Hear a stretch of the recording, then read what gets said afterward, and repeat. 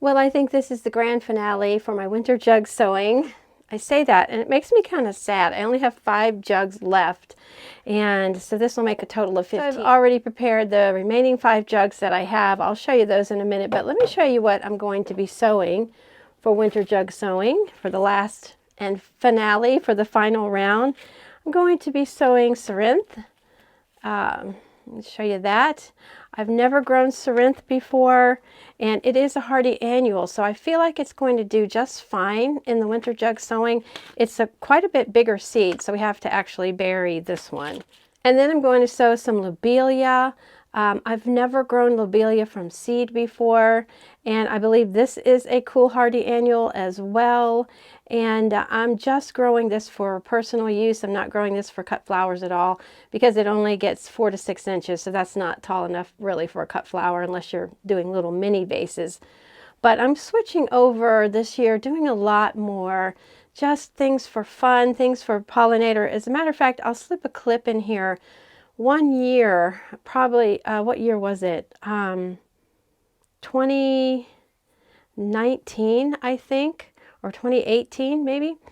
I did all pollinator garden, complete pollinator garden. Now, of course, when you do your cut flowers, you're going to have your pollinators, but I dedicated my entire garden space with some vegetables and pollinator flowers. It was just zinnia and whatever else. I'm not even looking at the clip myself right now, but you can see that I had a lot of pollinators that year. So kind of going back to that and then sprinkling some cut flowers in with it as well. Next thing I'm going to do with my winter jug sewing is Clarkia. I've never done Clarkia before. I've never grown Clarkia before. So I'm going to do it both ways in some soil blocks and some winter jug sewing. And then I'm going to do some more annual Rudbeckia. We have Maya, which I love. I love the Maya. I grew it last year, and oh gosh, the annual Rudbeckias are just, I love them so much. The other Rudbeckia I'm going to be growing in some, and I already have some out, but I'm going to sow some more, is the Cherokee Sunset. The only one of these that wants to be covered is the Corinth, so that goes 3/4 of an inch deep. That's pretty deep for a seed. So we'll probably do that one first, just so I don't forget. Alrighty, so let's go ahead and moisten up. This is just regular potting soil. And as you probably already know, we'll talk about the jug prep in a second, but you probably already know that this is causing a greenhouse effect for your seedlings, and they take a long time to germinate. So don't expect whatever it says on the seed packet, like 7 to 10 days. Don't expect that with winter jug sowing, because these are just going to sit, and then when the weather starts consistently warming up just a little bit more, now these are all cool hardy annuals. Okay, I think that's moist enough. You just want to moisten it so it's moist. So what I did to prepare my jugs, and these are water jugs because we don't drink milk out of jugs, is you just want to make sure you make some drainage holes. And a lot of times I'll use my hot glue gun without glue. And if I really have it out here and I'm doing a lot of jugs, but I just took my knife, and before I cut it, I took my knife and made drainage holes, and then you can see I didn't even cut it real straight. And then you want to leave a hinge right here at the handle, so it becomes a hinge, and then we're going to fill it with all of this side with the soil, and then we're going to plant the seed, and then we're going to close it up. And I use duct tape. That's my favorite kind of tape to use. I like how it holds up in the weather and everything. I am going to put a tag inside, because no matter what I use, whether it's a garden marker or Sharpie, yeah, it fades, and I cannot tell. I think, oh yeah, I can tell which seedlings are which. No, I can't. I cannot tell. So that's a step I want to remember, is to put a tag inside. And I use my tags at least 4 times, so I don't feel like that's a waste, because I just write real small and then scratch through that and leave room, and next year and then the next year, so at least 4 times I'm using my tags. So you want to fill it with soil pretty much all the way, the half that is the bottom, and then you can tamp it down just a little bit. You want to make sure your seeds come in contact with the soil. I know I've had problems with that in the past. When I've sowed seeds, sometimes they're sitting right on top of soil, and before they can get the chance to really germinate, they rot. So make sure your seeds come in contact with the soil by tamping them down a little bit. I have these little aluminum trays from the Gardener's Workshop, and I did decide to go ahead and invest in these just because I like them. But you could use a little glass dish or something that's not, there's no static. But a lot of times I'll just take this and use this as a tamper because I know it's not going to pick the seed up and take it out of there. So you want to make sure your seeds come in contact with the soil is just what I'm saying.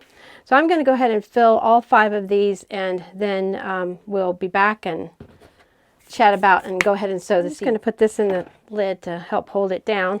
And now I'm just going to take a pin that I've already have marked with the increments in inches and just make some holes here for the Sorrent, since it wants to be planted 3/4 of an inch deep.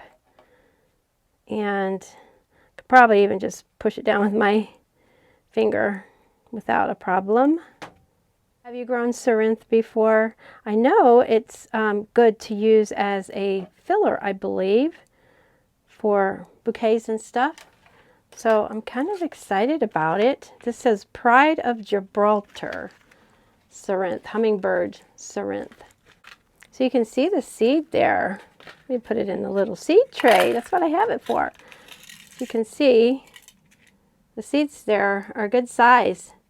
They probably would benefit from soaking, but you don't need to do that when you're doing winter jug sowing. Boy, what a dream seed. Nice. I always overseed a little bit when I'm doing winter jug sowing, just in case some of them don't germinate. Okay, so I'm just pushing them down a little farther. And then I'll just pinch the soil over it a little bit to make sure they're covered.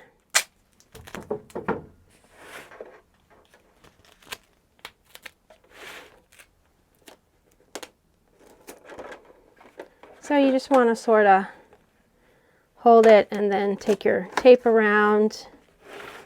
Of course, too much tape.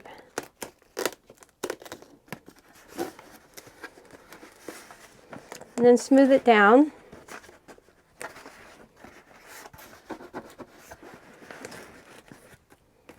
Okay, with my garden marker, I'm going to go ahead and write Sorrent.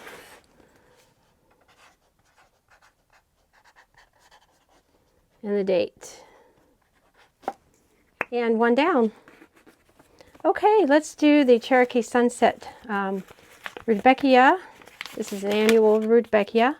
And the seeds are tiny and they do not want to be covered. I don't want to waste any of these seeds, so I don't have a whole lot left. So I'm going to sort of divvy them out because I want to go ahead and do some in soil blocks as well. And with this, you could actually pick them up because they're teeny. You could pick them up with a toothpick. So I just put a little bit of water in this saucer because it's just what I had in here. So I'm just going to pick up a seed. And I don't know if you can see that there, if you've ever done that. Pick up a seed and then just put it in there. Tamp it down a little bit. And you can kind of twist it a little if it doesn't come off of your toothpick. But you can actually just, if you had plenty of seeds, you could just sprinkle the seeds in here and then give them a little tamp. When you're doing this and if you're using water and a toothpick to pick up your seeds and you have too many seeds in here, try not to get the rest of your seeds wet because that'll just ruin your seed. If you're not going to use them all and you want to put them back in your seed packet, you don't want to put back wet seeds. All right, so as I said, I'm just going to take this and tamp down just a little bit just to make sure those seeds all came in contact with the soil, but I feel like they did, and I'm not picking up any seeds.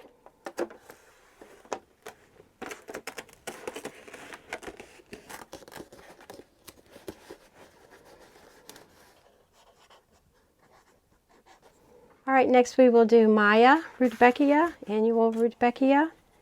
And these seeds are green. They're really pretty. Yeah, I'm going to have a lot of Maya. I'm hoping I'm hoping. Okay, so let's tamp them down just a little so they'll be in contact with the soil.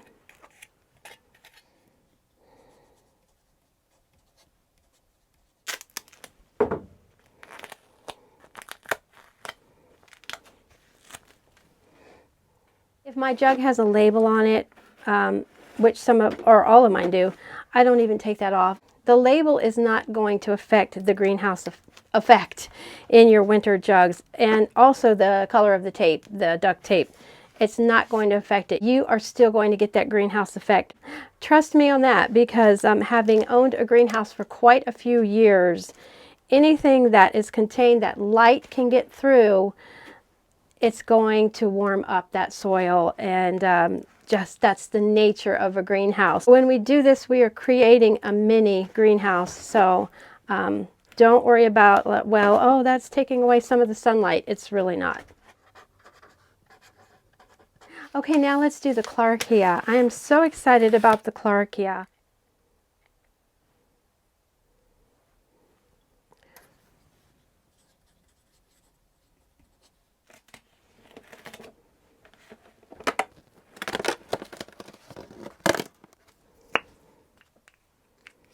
And the last one is the Lobelia, Cambridge Blue. I'm sure you've seen Lobelia in greenhouses and things when you buy plants. It's just a small little plant. As you can see here, it's just not a very big plant. It's a mounding plant, 4 to 6 inches. That's so not very tall, but there are a lot of seeds. So I think I'm just going to sprinkle. Oh, and they're teeny. They are very much like, sorry about how dirty my hands look and how rough they look. They're very much like snapdragon seeds. Whoa, they're teeny. Yeah, I would never try to pick these up with a toothpick. I mean, I think they're even smaller than snapdragon seeds. I can't even see. They're like dust. I can't even see what I'm doing. It's recommended that you start these indoors 8 to 10 weeks before your average last frost date, but you can direct sow them. I think that's probably what I will do with the rest of them, is just direct sow them out and hope for the best. I don't know, they may surprise me, but they're going to be really thick. Lobelia, so I don't forget, and then we'll tape it up. My favorite thing to winter jug sow is poppies, but oh, I got way too much tape that time. And with poppies, since they don't like root disturbance, what I did was I just took them in little clumps out of the winter jug, out of the jugs, and made little clumps and kind of separated them into clumps and planted the entire clump. I didn't try to plant individual plants because I think they wouldn't have survived that. They do not like root disturbance. So you don't need to put the top on or anything. You basically don't really even need to do any watering unless you have like 0 rain forever or 0 snow. You basically, if you get rain and snow, that's going to keep your moisture, and these are going to have condensation, and they're going to, that's what's causing the greenhouse effect, is the condensation. So, but I have had to water my winter jugs occasionally if there was like no rain and the soil looked really dry. But usually the soil won't be dry at all, so you won't need to worry about that. So the last thing that I like to do, and this is 100% not necessary, but because we have a lot of wind here and I keep these out in my garden space, you want to put these out where they will get light, because that's pretty much the whole purpose of the winter jug sowing, is the greenhouse effect, the moisture, the light, and everything getting to these seedlings. And as I said, be patient, because it takes a long time for them to germinate. It's not going to be like you're having them inside. And I think I can get 4 in a crate. But I just do this just because of the wind we have here, and also because of a few critters just going in my garden, and they go in there and check things out. So anyway, but I have one more, and I have room out in another crate. So we're good to go. I hope you'll join me in another video sometime soon, and we'll see you then. Bye-bye, friends.